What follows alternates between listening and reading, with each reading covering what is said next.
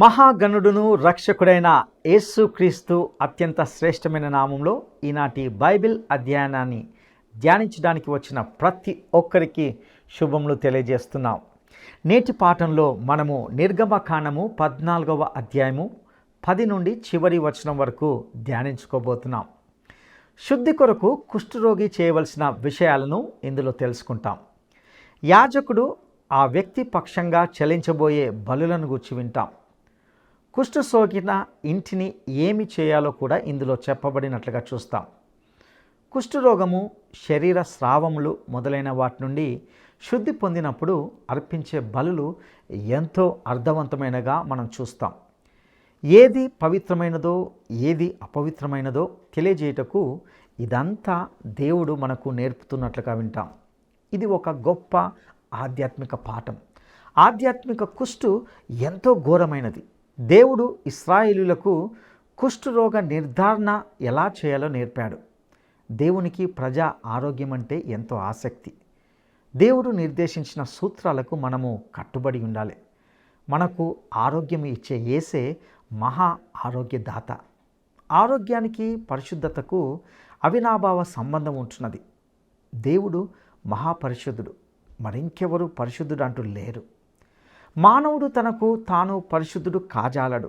యేసు రక్తం ద్వారానే మనకు పరిశుద్ధత లభిస్తుంది. తన ప్రజలు పరిశుద్ధులై ఉండాలనేది దేవుని కోరిక. ఇక సందేశంలోనికి వెళ్దామా? సోదరీ సోదరులారా, ఈ రోజున మనం లేవియకాండం 14వ అధ్యాయం 10వ వచనం నుండి వినబోతున్నాము. 8వ రోజున వాడు నిర్దోషమైన 2 మగ గొర్రె పిల్లలను, నిర్దోషమైన 7 ఏడాది ఆడుగొర్రె పిల్లలను, నైవేద్యమునకై నూనె కలిసిన 3 పదోవంతుల గోధుమ పిండిని, 1 అర్ధసేరు నూనెను తీసుకొని రావాలి. ఇప్పుడు కుష్ఠరోగి శుద్ధి పొందాడు. అతడు పరిశుద్ధ సమాజములో ప్రవేశించడానికి యోగ్యుడు. అతడు లోపలికి వెళ్ళినప్పుడు మిగతా ఇశ్రాయేలులాగే బలులు అర్పించాలి. 2 మగ గొర్రె పిల్లలను, 1 ఆడుగొర్రె పిల్లను తేవాలి. పిండి, నూనె తేవాలి. సగటు ఇశ్రాయేలీయుడు ఇవన్నీ అర్పించాలి. కుష్ఠరోగి ఇక మీదట రోగి కాడు, ఆరోగ్యవంతుడు. పవిత్రపరిచే యాజకుడు పవిత్రత పొందగోరే మనుష్యుణ్ణి వాటితో ప్రత్యక్షపు గుడారం యొక్క ద్వారమున యెహోవా సన్నిధికి తీసుకొని రావాలి. అప్పుడు యాజకుడు 1 మగ గొర్రె పిల్లను, అర్ధసేరు నూనెను తీసుకొని అపరాధ పరిహారార్థ బలిగా వాటిని దగ్గరికి తెచ్చి అల్లాడింపబడే అర్పణముగా యెహోవా సన్నిధిలో వాటిని అల్లాడించాలి. అతడు పాప పరిహారార్థ బలి పశువును, దహన బలి పశువును వధించే పరిశుద్ధ స్థలములో ఆ గొర్రెపిల్లను వధించాలి. పాప పరిహారార్థమైన దానివలే అపరాధ పరిహారార్థమైనది కూడా యాజకునిదే అవుతుంది. అది అతి పరిశుద్ధం. అప్పుడు యాజకుడు అపరాధ పరిహారార్థమైన దాని రక్తములో కొంచెము తీసి పవిత్రత పొందగోరే వాని కుడి చెవి కొన మీద, కుడి చేతి బొటనవేలి మీద, కుడి కాలి బొటనవేలి మీద దానిని చమరాలి. యాజకుడు అర్ధసేరు నూనెలో కొంచెము తీసి తన ఎడమ అరచేతిలో పోసుకోవాలి. అప్పుడు యాజకుడు తన ఎడమ అరచేతిలో ఉన్న నూనెలో తన కుడి చేతి వేలు ముంచి యెహోవా సన్నిధిని తన వేలితో ఆ నూనెలో కొంచెం ప్రోక్షించాలి. యాజకుడు తన అరచేతిలోనున్న కొదువ నూనెలో కొంచెం తీసుకొని పవిత్రత పొందగోరే వాని కుడి చెవి కొన మీద, కుడి చేతి బొటనవేలి మీద, కుడి కాలి బొటనవేలి మీద ఉన్న అపరాధ పరిహారార్థ బలి పశువు యొక్క రక్తము మీద చమరాలి. అప్పుడు యాజకుడు తన అరచేతిలోనున్న కొదువ నూనెను పవిత్రత పొందగోరే వాని తల మీద చమరాలి. అలా యాజకుడు యెహోవా సన్నిధిలో వాని నిమిత్తం ప్రాయశ్చిత్తం చెయ్యాలి. అప్పుడు యాజకుడు పాప పరిహారార్థ బలి అర్పించే అపవిత్రత పోగొట్టుకొని పవిత్రత పొందగోరే వాని నిమిత్తము ప్రాయశ్చిత్తం చేసిన తరువాత వాడు దహనబలి పశువును వధించాలి. యాజకుడు దహనబలి ద్రవ్యమును, నైవేద్యమును బలిపీఠం మీద అర్పించాలి. ఆ విధంగా యాజకుడు వాని నిమిత్తం ప్రాయశ్చిత్తము చేయగా వాడు పవిత్రుడవుతాడు. ఈ ఆచారకాండ అంతా ఏకబిగిని జరిగిపోతుంది. కుష్ఠరోగి శుద్ధి కార్యక్రమం చకచకా జరిగిపోతుంది. అపరాధ బలి అర్పించాలి, అనగా నేను పాపిని, యేసు రక్తం నన్ను కడగాలి, పరిశుద్ధాత్మ ఈ క్రియ నాలో జరిగించాలి అని అభ్యర్థి కోరుతున్నాడు.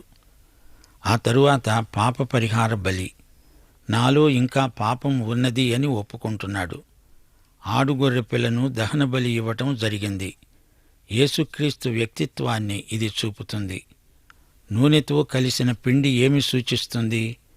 యేసుక్రీస్తు వ్యక్తిత్వం ఎంతో ఆకర్షణీయమైనది. కుడి చెవి కొన మీద రక్తం, అతడు దేవుని కుమారుని స్వరం వింటున్నాడని అర్థం. విశ్వాసం నిన్ను స్వస్థపరిచింది. కుడి చేయి బొటన వేలి మీద రక్తం. పవిత్రమైన చేతులతో నేను నీ సేవ చేస్తాను అనే ఒప్పందం. కుడికాలి బొటన వేలి మీద రక్తం అనగా శుద్ధి చేయబడిన కుష్ఠరోగి ఇప్పుడు దేవుని నీతి మార్గములో నడువగలడు. అతని తలపై పోయబడిన నూనె అతడు దేవునికి అంకితం అని సాక్ష్యమిస్తున్నాడు. సోదరీ సోదరులారా, ఈ బలులన్నీ యేసుక్రీస్తును గురించి సాక్ష్యమిస్తున్నాయి. క్రీస్తు ద్వారానే కుష్ఠరోగి దేవునికి అంగీకారయోగ్యమైన వాడయ్యాడు. అతడు శుద్ధి పొందిన కుష్ఠరోగి. అందులో ప్రత్యేకత ఏమీ లేదు. వారి నుండి ఎవరూ దూరంగా ఉండాల్సిన అవసరం లేదు. ప్రియ సోదరీ సోదరులారా, మనము అందరిలాగే దేవుని సన్నిధిలోకి రావాలి. ఆ విధంగా వస్తే దేవుడు అందరినీ అంగీకరిస్తాడు. మనలో అందరికీ శుచి కావాలి, స్నానం కావాలి. పేతురు యేసు ప్రభువుతో అన్నాడు, నీవు నా పాదాలు కడగకూడదు. యోహాను సువార్త 13వ అధ్యాయం 8వ వచనంలో ప్రభు అన్నాడు, నేను నీ పాదాలు కడగకపోతే నీకు నాతో పాలు లేదు. కుష్ఠరోగి శుద్ధి పొందాడు. ఇప్పుడతడు ఇశ్రాయేలీయులందరిలో ఒకడు అయ్యాడు. అతడు దేవుని సన్నిధికి వచ్చినప్పుడు పాపి రాగానే శుద్ధి పొంది పరిశుద్ధుడవుతాడు. 21 నుండి 32వ వచనం వరకు. అతడు పేదవాడైతే ఎలాంటి అర్పణలు తేవాలో చెప్పబడింది. అసలే కుష్ఠరోగి. అతడు ఎక్కువ వెలపెట్టి బలిపశువులను కొనలేడు. అందుచేత దేవుడు అతని తాహతుకు సరిపోయే బలి కార్యక్రమాన్ని ఏర్పాటు చేశాడు. ఇప్పుడు 21వ వచనం నుండి వినండి. వాడు బీదవాడై పైన చెప్పినదంతా తేజాలని ఎడల తన నిమిత్తం ప్రాయశ్చిత్తం కలుగుటకై వాడు అల్లాడించుటకు అపరాధ పరిహార బలిగా ఒక గొర్రెపిల్లను నైవేద్యముగా తూములో 10వ వంతు నూనెతో కలిసిన గోధుమ పిండిని, ఒక అర్ధసేరు నూనెను, వానికి దొరకగల 2 తెల్లగువ్వలనే కాని 2 పావురపు పిల్లలనే గాని, అనగా పాప పరిహారార్థ బలిగా ఒకదానిని, దహన బలిగా ఒకదానిని తీసుకొని రావాలి. వాడు పవిత్రత పొంది 8వ రోజున యెహోవా సన్నిధికి ప్రత్యక్షపు గుడారం యొక్క ద్వారమునకు యాజకుని యొద్దకు వాటిని తీసుకొని రావాలి. యాజకుడు అపరాధ పరిహారార్థ బలి అయిన గొర్రెపిల్లను, అర్ధసేరు నూనెను తీసుకొని అల్లాడించే అర్పణగా యెహోవా సన్నిధిని వాటిని అల్లాడించాలి. అప్పుడతడు అపరాధ పరిహారార్థ బలి అయిన గొర్రెపిల్లను వధించాలి. యాజకుడు అపరాధ పరిహారార్థ బలి పశువు యొక్క రక్తములో కొంచెం తీసుకొని పవిత్రత పొందగోరే వాని కుడి చెవి కొన మీద, వాని కుడి చేతి బొటనవేలి మీద, వాని కుడి కాలి బొటనవేలి మీద దానిని చమరాలి. యాజకుడు ఆ నూనెలో కొంచెం తన ఎడమ అరచేతిలో పోసుకొని తన ఎడమ చేతిలో ఉన్న ఆ నూనెలో కొంచెం తన కుడి వేలితో యెహోవా సన్నిధిలో 7 మారులు ప్రోక్షించాలి.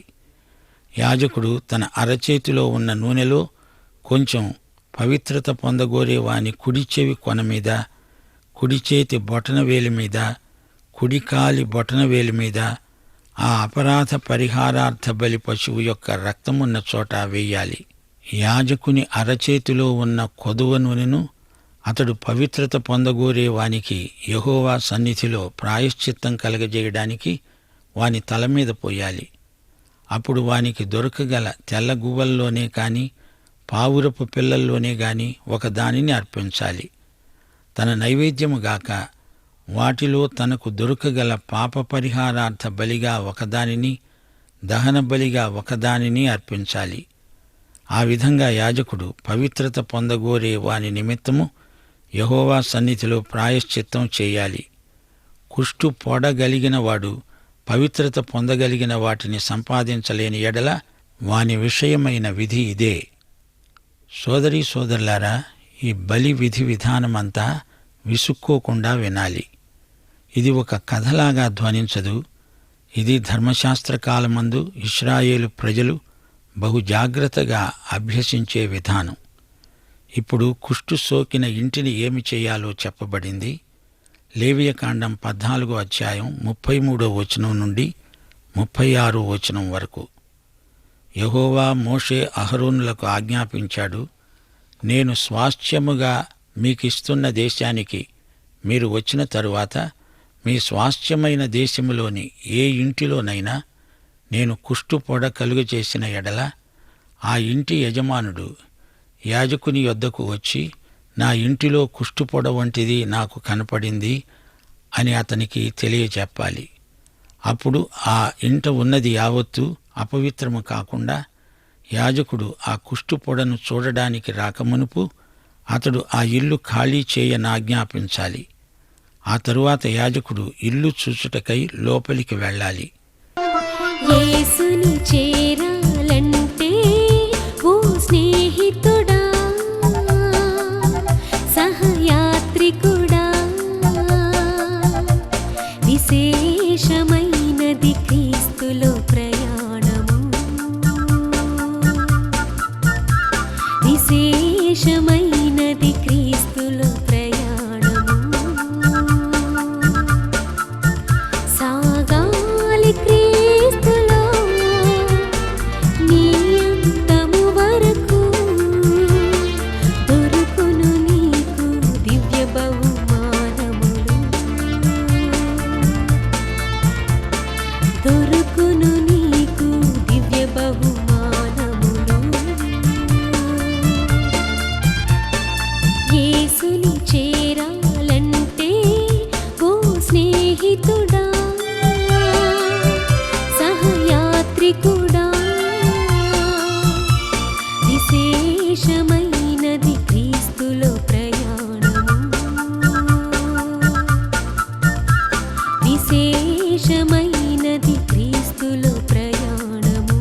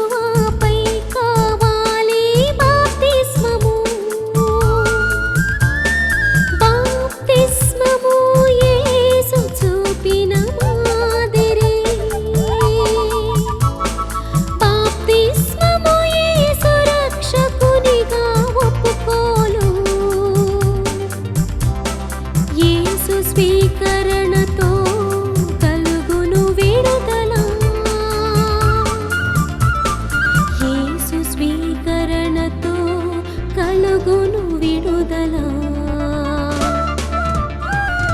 యేసుని చేరాలంటే ఓ స్నేహితుడా, సహయాత్రికుడా, విశేషమైనది క్రీస్తులో ప్రయాణము. విశేషమైనది క్రీస్తులో ప్రయాణము.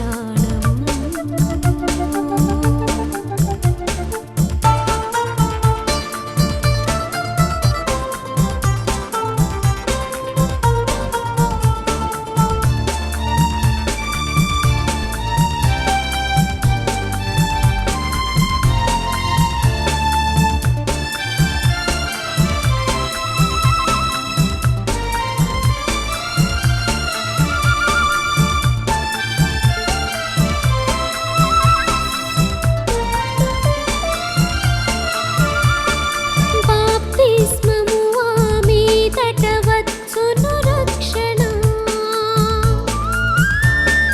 రక్షణాత్మ సంబంధమైన సహవాసము. బాప్తిస్మము మీదట వచ్చును రక్షణ. రక్షణాత్మ సంబంధమైన సహవాసము. సహవాసములో వృద్ధియగును విశ్వాసము. విశ్వాసముతో పొందవచ్చును కృపావరములు. విశ్వాసముతో పొందవచ్చును కృపావరములు. యేసుని చేరాలంటే ఇంటికి కుష్టు రావడం అంటే ఏమిటి? ఇంటిలోనికి కొన్ని రోగక్రిములు, క్రిమికీటకాదులు ప్రవేశించాయి అని అర్థం. యాజకుడు అట్టి గుర్తులు ఉన్నవేమో చూడాలి. ఆకుపచ్చగా, ఎర్రగా చారలు కనపడాలి. సోదరీ సోదరులారా, ఆలోచించండి. నీవు నేను జీవిస్తున్న ఇల్లే ఈ శరీరం. సరే, కుష్ఠుక్రిములు ఉన్న ఇంటిని మొదట పూర్తిగా ఖాళీ చేయాలి. 7 రోజులు దానిని అలాగే ఉంచాలి. తిరిగి పరీక్షించాలి. అలాంటి గుర్తులు ఇంకా ఎక్కువగా ఉంటే ఆ ఇంటిలో సామాను తీసేయాలి. కుష్టు గుర్తును అనగా గోడ మీది గచ్చును తీసేయాలి. లేవియకాండం 14వ అధ్యాయం 43వ వచనం నుండి 47వ వచనం వరకు. అతడు ఆ రాళ్లను ఊడదీయించి ఇల్లు గీయించి దానికి అడుసును పూయించిన తరువాత ఆ పొడ తిరిగి ఆ ఇంట బయలుపడిన ఎడల యాజకుడు వచ్చి దానిని చూడాలి. అప్పుడు ఆ పొడ ఆ ఇంట వ్యాపించిన ఎడల అది ఆ ఇంటిలో కురుకుడు కుష్టు, అది అపవిత్రం. కాబట్టి అతడు ఆ ఇంటిని, రాళ్లను, కర్రలను, సున్నమంతటిని పడగొట్టించి ఊరి వెలుపల ఉన్న అపవిత్ర స్థలానికి వాటిని మోయించి పారబోయించాలి. ఆ ఇల్లు పాడుపెట్టిన దినములన్నీ దానిలో ప్రవేశించేవాడు సాయంకాలం వరకు అపవిత్రుడవుతాడు. ఆ ఇంట పండుకొనేవాడు తన బట్టలు ఉతుక్కోవాలి. ఆ ఇంట భోజనం చేసేవాడు తన బట్టలు ఉతుక్కోవాలి. యాజకుడు ఆ ఇంటిలో కుష్టుగుర్తులు కనపడుతూ ఉంటే ఆ ఇంటిని పడగొట్టాల్సిందే. సోదరీ సోదరులారా, వినండి. ఈ లోకానికి అనగా ఈ భూగోళానికి కుష్టు వస్తే దానిని ప్రభువే బాగు చేయాలి. కొత్త భూమి, కొత్త ఆకాశము ఆయన నిర్మించబోతున్నాడు. అప్పుడు అంతా స్వచ్ఛమై నూతనమై ప్రకాశిస్తుంది. యాజకుడు ప్రవేశించి చూచినప్పుడు ఆ ఇంటికి అడుసు వేసిన తరువాత ఆ పొడ ఇంటిలో వ్యాపింపకపోయిన ఎడల పొడ బాగుపడింది గనుక ఆ ఇల్లు పవిత్రమని యాజకుడు నిర్ణయించాలి. ఇప్పుడు బలి విధానమంతా కుష్ఠురోగికి చేసినట్లే 2 పక్షులతో కార్యక్రమం నిర్వహించాలి.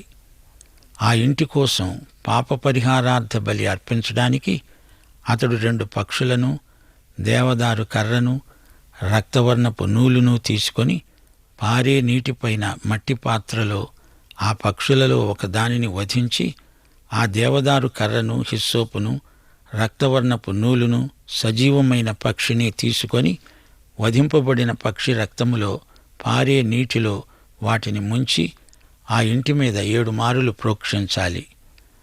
అలాగా ఆ పక్షి రక్తముతోనూ ఆ పారే నీటితోనూ సజీవమైన పక్షితోనూ దేవదారు కర్రతోనూ హిస్సోపుతోనూ రక్తవర్ణపు నూలుతోనూ ఆ ఇంటి విషయములో పాప పరిహారార్థ బలి అర్పించాలి. అప్పుడు సజీవమైన పక్షిని పైకి ఎగరవేయాలి. ఆ విధంగా అతడు ఆ ఇంటికి ప్రాయశ్చిత్తం చేయగా అది పవిత్రమవుతుంది. కుష్ఠురోగం, శరీర స్రావాలు వీటి నుండి శుద్ధి పొందినప్పుడు అర్పించే బలులు ఎంతో అర్థవంతమైనవి.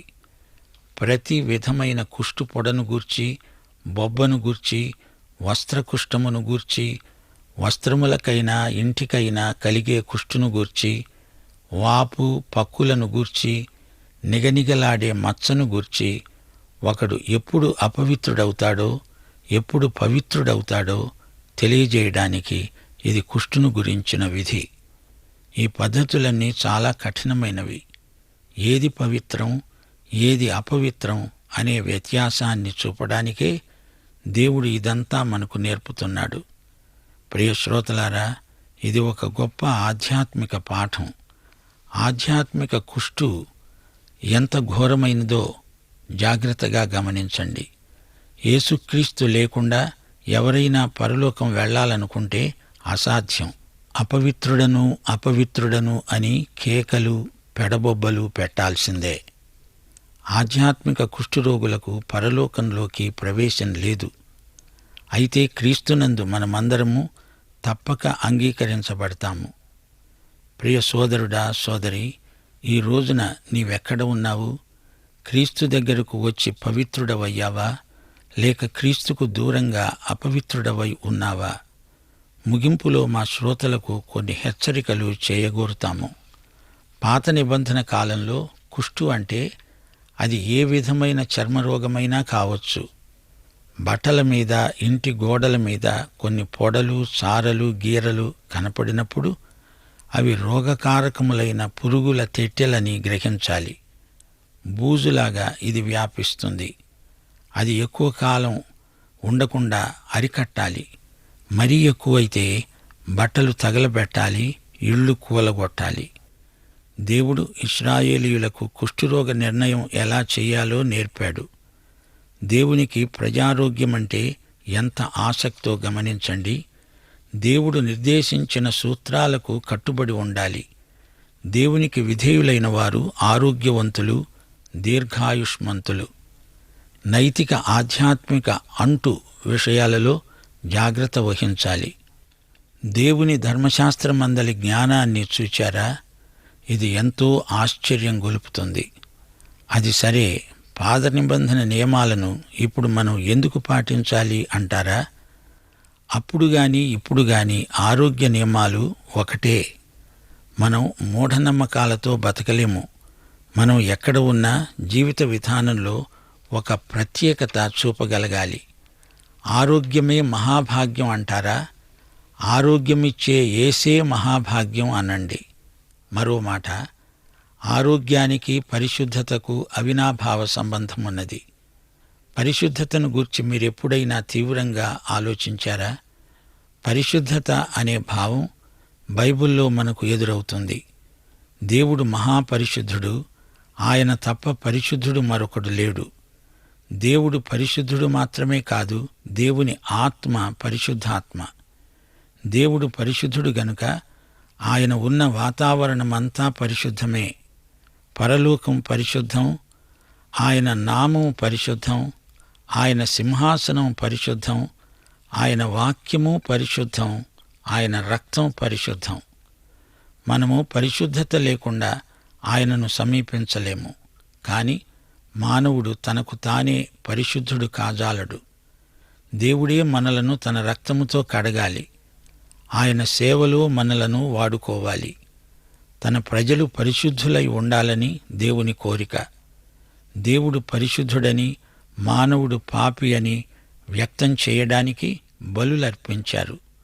కాని ఇప్పుడు యేసుక్రీస్తు అనే మహాబలి ద్వారా మనం పరిశుద్ధులమై ఆయనను సమీపించగలం. దేవునికి స్తోత్రం. పాఠం సమాప్తం. దైవాశీస్సులు. కృపా కనికరములు గల మా పరలోకపు తండ్రి, నీకు మా హృదయపూర్వకమైన కృతజ్ఞతాస్తుతులు సమర్పిస్తున్నాము. నీవు పరిశుద్ధుడవై ఉన్నట్లు నీ యందు విశ్వాసముంచిన మేము కూడా పరిశుద్ధులమై జీవించాలని మీరు ఆజ్ఞాపిస్తున్నారు. మీకు మా హృదయపూర్వకమైన కృతజ్ఞతాస్తుతులు. పరిశుద్ధ జీవితమందు దినదినము నూతన అనుభవాలు పొందడానికి మీరు మాతో మాట్లాడుతున్నారు, హెచ్చరిస్తున్నారు. మీరు మాట్లాడే మాటలే మమ్మలను పవిత్రపరుస్తున్నాయి. మీకు మా హృదయపూర్వకమైన కృతజ్ఞతలు. నేటి పాఠం ప్రకారం జీవించడానికి మాకు మీ ఆత్మ నింపుదల, నడుపుదల దయచేయమని యేసుక్రీస్తు వారి శుభనామమున ప్రార్థన చేస్తున్నాము తండ్రి. ఆమేన్. ప్రియులారా, ఇంతవరకు మనము శుద్ధి కొరకు కుష్ఠరోగి చేయవలసిన విషయాలను కొన్నింటిని ఇందులో తెలుసుకొని ఉన్నాం. యాజకుడు ఆ వ్యక్తి పక్షంగా చెల్లించబోయే బలులను అనగా అపరారార్థ బలి, పాప పరిహారార్థ బలి మరియు దహన బలిని అర్పించాలని దేవుడు తెలియజేసిన విషయాలను విన్నాం. ప్రతి బలి ఒక్కొక్క ఆధ్యాత్మిక సత్యాన్ని బోధిస్తూ యేసు క్రీస్తును గూర్చి సాక్ష్యం ఇస్తున్నాయని విన్నాం. క్రీస్తు ద్వారానే కుష్ఠరోగి దేవునికి అంగీకార యోగ్యుడయ్యాడు. దేవుడు తన యొద్దకు వచ్చు వారిని తప్పక అంగీకరిస్తాడు. అందరికీ శుద్ధి కావాలి. ప్రియులారా, ఆధ్యాత్మిక కుష్టు ఎంతో ఘోరమైనది. యేసు క్రీస్తు లేకుండా ఎవరునూ పరలోకానికి వెళ్ళలేరు. ఆధ్యాత్మిక కుష్ఠరోగులకు పరలోకంలో ప్రవేశం లేదు. అయితే క్రీస్తునందున వారు తప్పక అంగీకరించబడతారు. దేవునికి ప్రజా ఆరోగ్యం అంటే ఎంతో ఆసక్తి. దేవుడు నిర్దేశించిన సూత్రాలకు మనము కట్టుబడి ఉండాలి. దేవునికి విధేయులైన వారు ఆరోగ్యవంతులు. మనకు ఆరోగ్యం ఇచ్చే యేసే మహా ఆరోగ్యదాత. ప్రియ సహోదరుడా, సహోదరి, ఆరోగ్యంనకు పరిశుద్ధతకు అవినాభావ సంబంధం ఉన్నదని మనం గుర్తించాలి. దేవుడు మహాపరిశుద్ధుడు. మరి ఇంకెవరు పరిశుద్ధుడు అంటూ లేరు. మనము ఘోర పాపులం. యేసు రక్తం ద్వారానే నీకు నాకు పరిశుద్ధత లభిస్తుంది. తన ప్రజలు పరిశుద్ధులై ఉండాలనేది దేవుని కోరిక. యేసు క్రీస్తు అనే మహాబలి ద్వారా మనము పరిశుద్ధులమై ఆయనను మనము సమీపించగలమని గుర్తించాలి. అట్టి కృప దేవుడు మనకు దయచేయునుగాక. దైవాశీస్సులు.